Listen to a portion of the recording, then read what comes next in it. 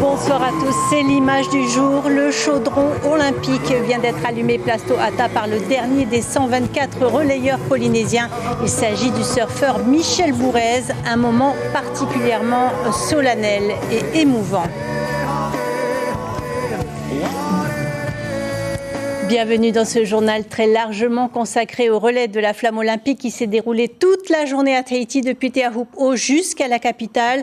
Vous avez pu suivre sur les antennes de Polynésie la première, la précieuse flamme passée de relayeur en relayeur. Elle est bien arrivée à Tohata où je vous propose de retrouver Lucille Guichet et Patrick Tinsing. Bonsoir Lucille, vous venez d'assister à un moment historique pour la Polynésie française. Oui, il a duré quelques minutes seulement puisque ça y est, le chaudron s'est déjà éteint. Ça ne dure que quelques minutes, mais la soirée n'est pas terminée.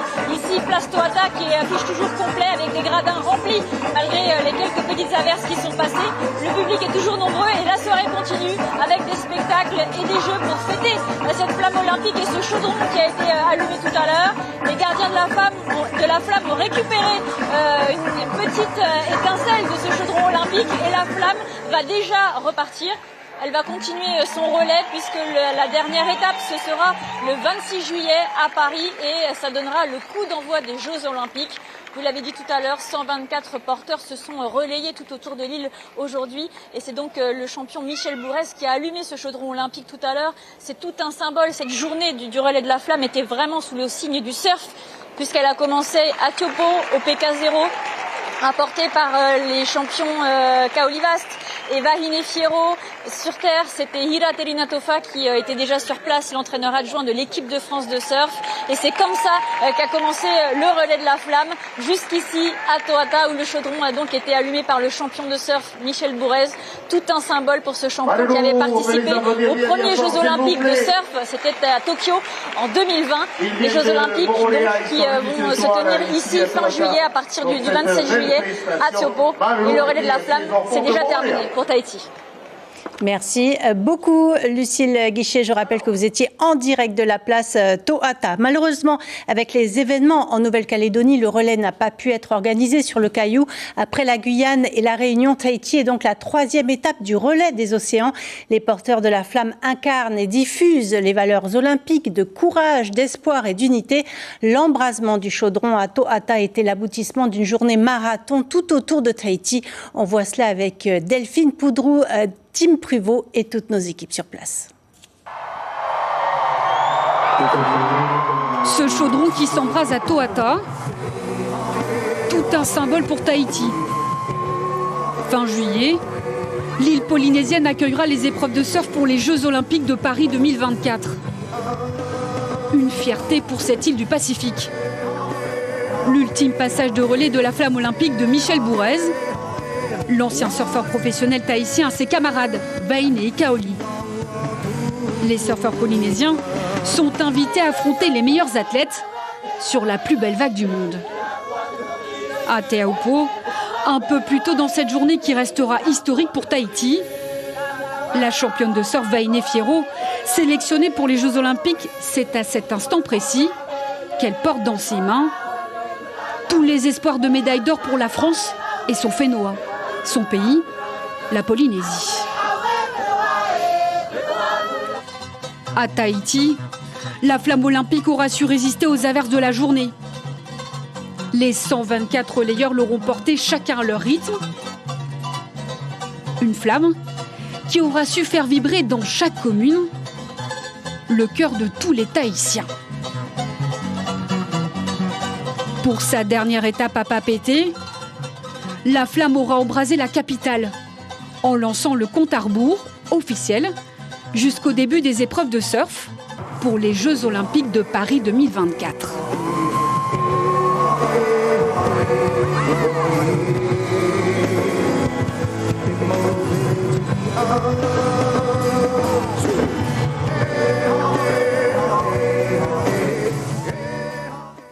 Et oui, depuis 14h et jusqu'à 21h, des animations sont programmées place Tohata. Plus de 3000 billets ont été distribués gratuitement à la population. Une fan zone a également été installée à l'extérieur. Delphine Poudroux et Tim Pruvot ont recueilli quelques réactions. Les Jeux Olympiques en Polynésie française, c'est quelque chose qu'il faut vivre parce que ça n'arrivera pas tous les jours. Donc c'est tous les 4 ans. Donc aujourd'hui, il faut marquer le coup, quoi. Ça n'arrive qu'une fois dans la vie, hein. Ouais, ma petite, j'espère qu'elle aura le temps de revoir ça.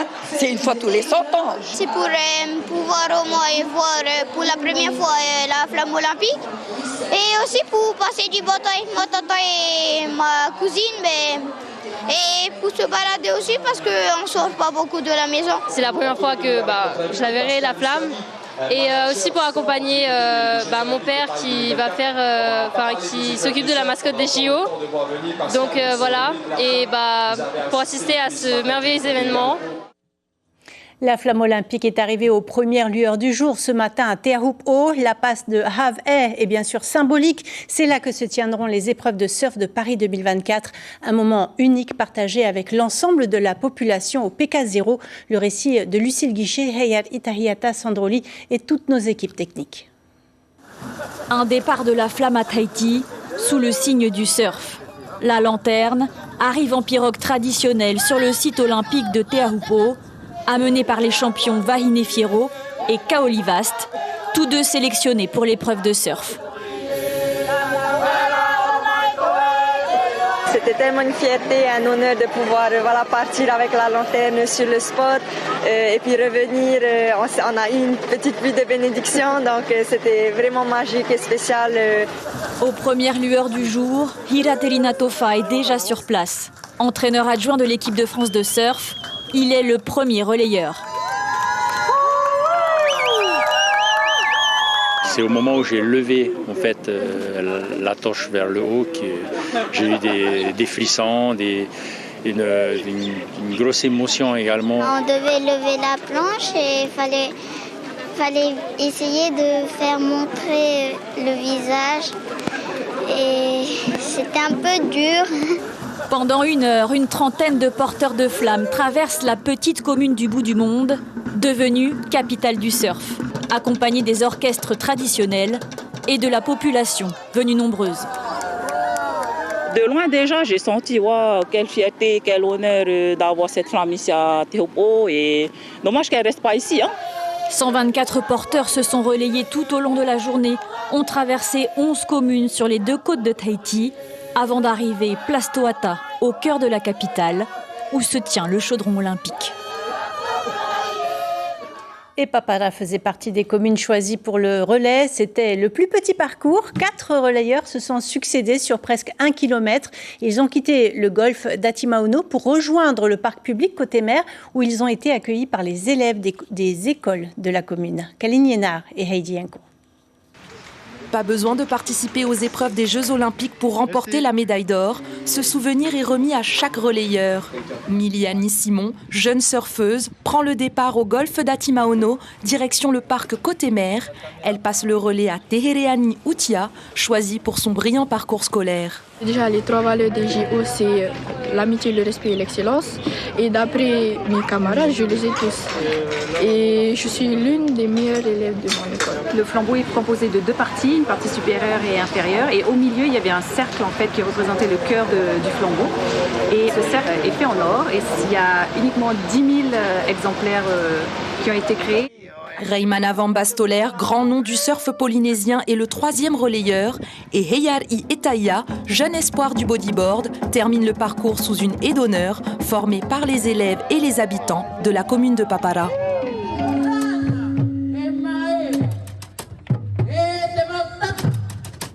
Beaucoup de stress, beaucoup de tension avec tous les gens qui nous regardent. On m'a appelé à la dernière minute, j'avais une mission dans les îles, mais on m'a dit que c'était annulé. Porter la flamme dans ma commune, c'est génial. J'ai vraiment demandé à y être ici.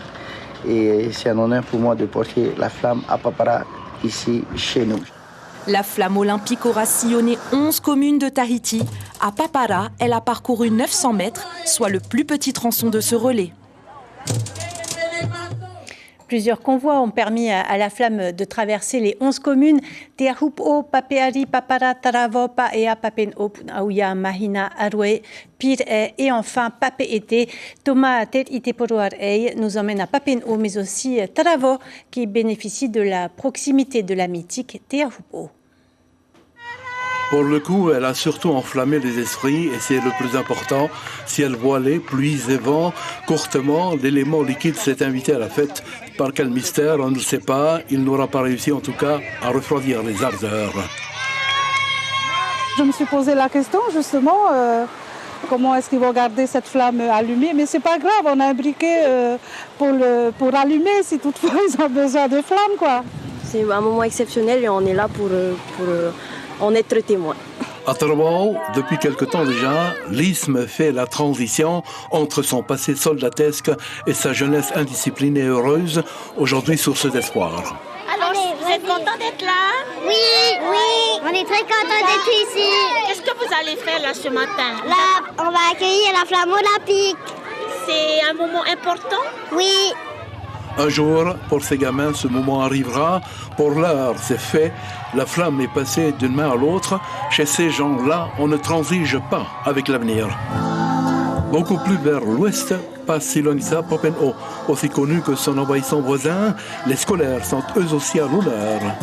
C'est vraiment un projet magnifique et puis notamment pour nos élèves de la presqu'île, c'est quelque chose qu'ils ont vraiment travaillé depuis le début. Dès que la commune nous a demandé de participer, la DG2E, on a répondu favorablement évidemment. Pour ouvrir le bal, un certain Hifra Tahoutini, champion du monde en 90. Et puis place à la bonne volonté des uns et des autres. La présence courageuse de Christian Chiaillet en fauteuil roulant, c'est ça aussi l'olympisme, réveiller les consciences en toute bonne foi. C'est la finalité de la concrétisation d'un grand projet pédagogique et donc forcément ils ont hâte. Grand moment donc pour cette toute petite commune avec 4000 habitants. Comme tout le monde, c'est la première fois qu'ils voient en vrai la flamme olympique qui a été créée, rappelons-le, il y a très très longtemps. J'avais un petit peu le stress et après mon stress est passé. Moi j'étais carrément excitée parce que la première fois on voit la vraie flamme.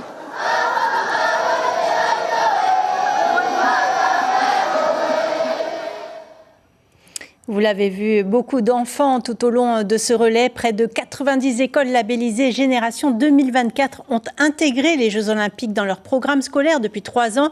Pour ce passage de la flamme, chaque établissement participant s'est préparé pour célébrer comme il se doit ce moment historique. Mélodie Uhilamo a façonné, Rohan Pautoru et Tim Pruvot étaient à l'école Vaiatu de Paea ce matin. Regardez.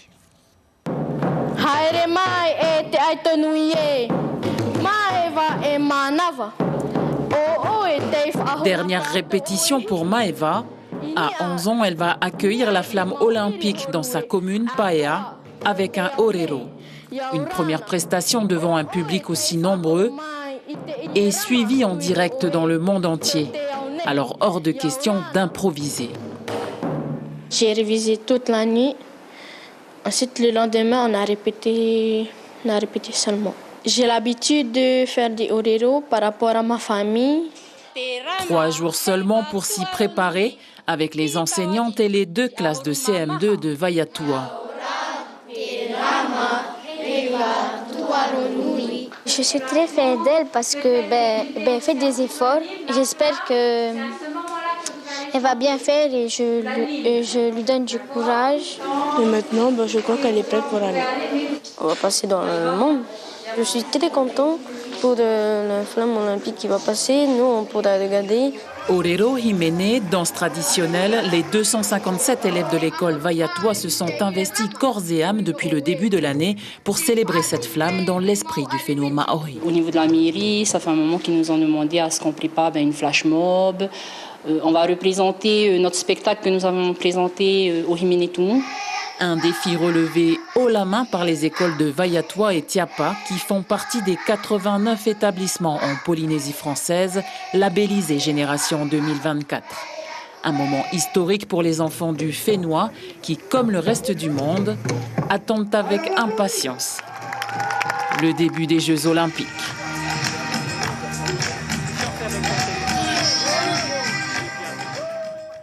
Vous l'avez sans doute remarqué aujourd'hui, des dysfonctionnements se sont produits sur le réseau Internet et Vini. Dans un communiqué, la société Onati présente ses excuses pour les désagréments occasionnés. Un mot de politique avant de se quitter. Les élections législatives anticipées sont, vous le savez, prévues les 29 juin et 6 juillet prochains en Polynésie. Au plan local, les autonomistes ont réussi à s'entendre. Un protocole d'accord sera signé demain matin à 10h30 à la mairie de Pir'e. Moirani Frebo du Tapura sera candidat dans la première circonscription. Nicole Sanker de Ahereia Polynesia dans la deuxième. Et Pascal Haïti du Amuiteira est la candidate autonomiste dans la troisième circonscription. On arrive au terme de cette édition spéciale largement consacrée au relais de la flamme à Tahiti. Merci de l'avoir suivi. Restez avec nous. On va tout de suite retrouver Maruki Duri et Heiata Buluk en direct de To'ata où se poursuivent les festivités de 6h à 19h. 124 porteurs de flammes se sont relayés de Teahupo'o à To'ata où le chaudron a été allumé par Michel Bourrez. Passez une excellente soirée sur la première et à demain.